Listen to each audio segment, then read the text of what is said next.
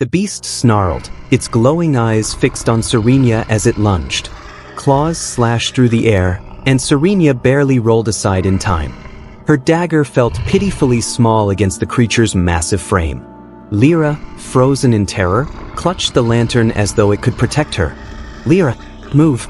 Serenya shouted, her voice sharp with urgency. The beast turned its attention to Lyra, sensing easier prey. Serenya's heart pounded as she scrambled to her feet. Without thinking, she hurled her dagger, the blade embedding itself in the creature's shoulder. It roared in pain and fury, turning back to Serenya. "You want me? Come on then," she yelled, picking up a broken branch to use as a weapon. Before the beast could strike again, an arrow whizzed through the air, piercing its chest. The creature let out a guttural howl and collapsed, its body twitching before falling still. From the shadows, Kale stepped forward, bow in hand. "You're welcome," he said, his tone dripping with sarcasm. Serenya glared at Kale as she caught her breath. "What are you doing here?" she demanded. "Saving your life, apparently," Kale replied, slinging his bow over his shoulder. "Your father sent me to bring you back, but I see you've decided to camp in monster-infested forests instead of enjoying your palace comforts." "I didn't ask for your help," Serenya snapped. "And yet, here I am," Kale said, a smug grin on his face. Lyra finally found her voice, though it trembled. "If the king sent you, why didn't you just take her back by force?" Kale's expression darkened. "Because I'm not fond of dragging unwilling people to their doom. Besides, this curse of hers, it's bigger than any of us. I want to know the truth as much as she does." Reluctantly, Serenya allowed him to stay, though she made it clear he wasn't welcome. "We don't need you," she muttered. Kale smirked. "Keep telling yourself that, princess." The trio pressed on through the Shadewood, the atmosphere growing more oppressive with every step. The trees seemed to watch them, their gnarled branches stretching like skeletal fingers. Lyra's fear was palpable, but Kale remained stoic, his eyes scanning the shadows for danger. "Why Eltharion?" Kale asked as they trudged along. "There's something there," Serenya replied, keeping her voice low. "A clue about my curse. Something that might break it?" Kale raised an eyebrow. "And you believe the word of a stranger you met in the middle of a cursed forest?" "She knew things," Serenya insisted. "Things she couldn't have known unless she's connected to all this." Kale didn't press further, but his skepticism was evident. By nightfall, they stumbled upon a small, dilapidated village on the edge of the Shadewood. The houses were crooked and weathered, their windows glowing faintly with candlelight. The villagers, pale and wary, watched the newcomers with suspicion. An old man approached them, leaning heavily on a staff. "Travelers don't often come through here," he said, his voice gravelly. "We're just passing through," Serenya said, keeping her tone polite but firm. The old man's eyes lingered on her, narrowing. "You carry a heavy burden, child. The kind that taints everything it touches." Serenya stiffened, but Kale stepped between them. "We need food and shelter for the night. We can pay."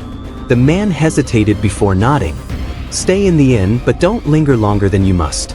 The forest doesn't like strangers." That night, as they sat by the fire in the inn's common room, the tension between them bubbled to the surface. "You never said what your curse actually does," Kale said, breaking the silence. Serenya's jaw tightened. "It brings misfortune to anyone I care about. People die. Crops fail. Wars break out. If I love someone, it destroys them." Kale leaned back, his expression unreadable. "So that's why your father keeps you locked away." "He thinks he's protecting the kingdom," Serenya said bitterly. "But he's really just protecting himself." Lyra, who had been quiet, finally spoke. "The curse is why I stayed with you all these years, Serenya. I thought if I stayed distant, I'd be safe. But I was wrong." Serenya looked at her, hurt flashing in her eyes. "You've been lying to me too?" "It wasn't a lie," Lyra said, tears in her eyes. "I stayed because I care about you, even if it scares me." Kale watched the exchange silently, his own thoughts churning. Later that night, Serenya woke to the sound of whispering. She sat up, her heart racing as she scanned the dark room. The voices seemed to come from outside. Grabbing her cloak, she crept out of the inn. The village was eerily quiet, the only sound the rustling of leaves in the wind. Following the whispers, she found herself at the edge of the forest, where the old man from earlier stood, staring into the darkness. "You shouldn't have come here," he said without turning around. "I don't have a choice," Serenya replied. "I need to know the truth." The old man turned to her, his eyes glowing faintly. "The truth will cost you everything. Eltharion holds answers, yes, but it also holds death. Be prepared to sacrifice what you hold most dear." Before Serenya could respond, the old man vanished, leaving her alone in the moonlit clearing. As dawn broke, the group prepared to leave the village. Kale noticed Serenya's troubled expression but didn't press her. They continued toward Eltharion, the ruins visible in the distance like jagged teeth on the horizon. The air grew colder, the landscape barren and lifeless. Suddenly, the ground beneath them trembled, and cracks appeared in the earth. From the fissures emerged spectral figures, their hollow eyes glowing with malice. "Run!" Kale shouted, drawing his sword. But there was nowhere to run. The spirits surrounded them, their chilling wails filling the air. Serenya clutched her dagger, her curse thrumming within her like a living thing. The spectral wraiths closed in, their hollow eyes glowing like embers. Their haunting wails reverberated in the air, chilling Serenya to the bone. Kale stood his ground, his sword raised, while Lyra clutched her lantern, trembling. But Serenya felt something stir deep within her, a pulsing, fiery force she had tried to suppress her entire life.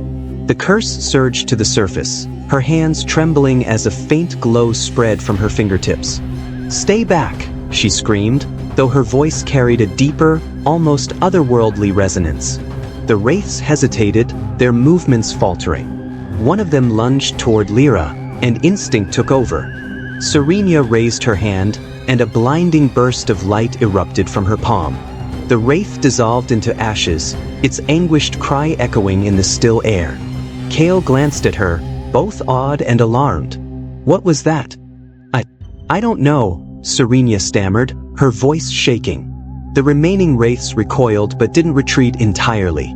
Instead, they circled, watching Serenya warily.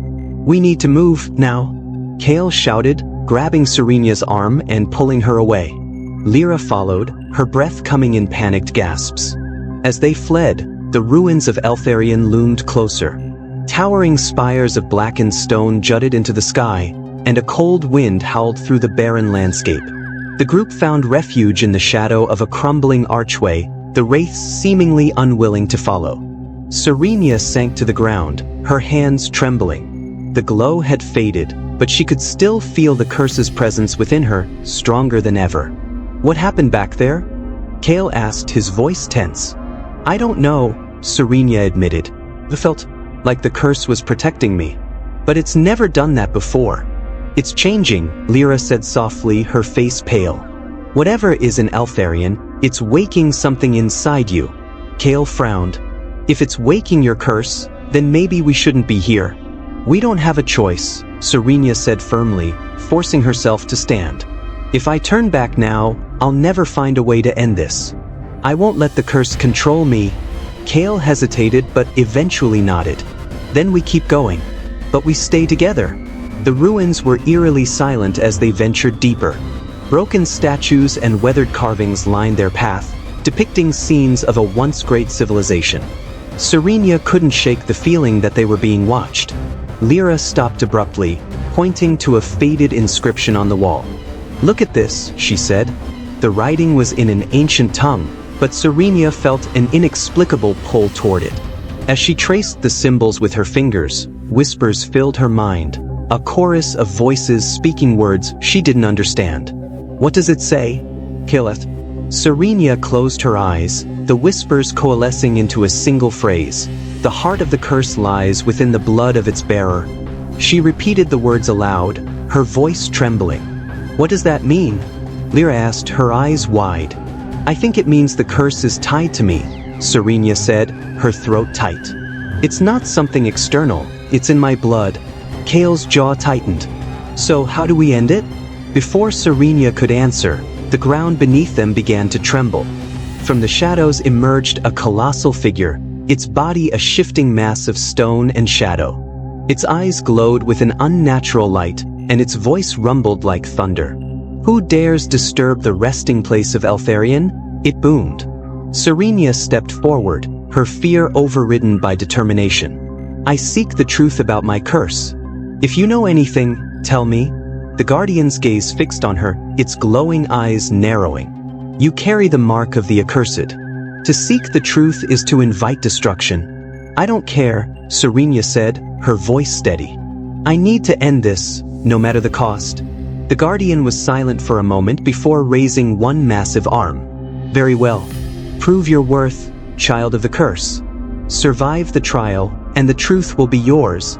The ground beneath them cracked and shifted, separating Serenya from Kale and Lyra. She found herself in a vast, shadowy void, where whispers surrounded her like a living thing. Images appeared before her, visions of her past. The faces of those she had loved and lost, twisted in agony, accusing her of their suffering. "You destroy everything you touch?" the voices hissed. "No," Serenya shouted, tears streaming down her face. "I didn't choose this." The whispers grew louder, but another voice broke through, a faint, familiar voice. "You are more than your curse." Serenya gasped. It was her mother's voice, a memory she had nearly forgotten. Summoning her strength, Serenya focused on the voice, pushing back against the whispers. The shadows recoiled, and the void began to dissolve. When she opened her eyes, she was back in the ruins, the Guardian towering over her. "You have faced the darkness within you and endured," the Guardian said. "The truth lies in the heart of Eltharion. But beware, truth is a double-edged blade." The Guardian stepped aside, revealing a hidden chamber. Inside was an ancient map, its surface etched with glowing runes. Kale and Lyra rushed to her side as she emerged, her face pale but resolute. "What happened?" "Killeth. I saw everything," Serenya said, her voice shaking.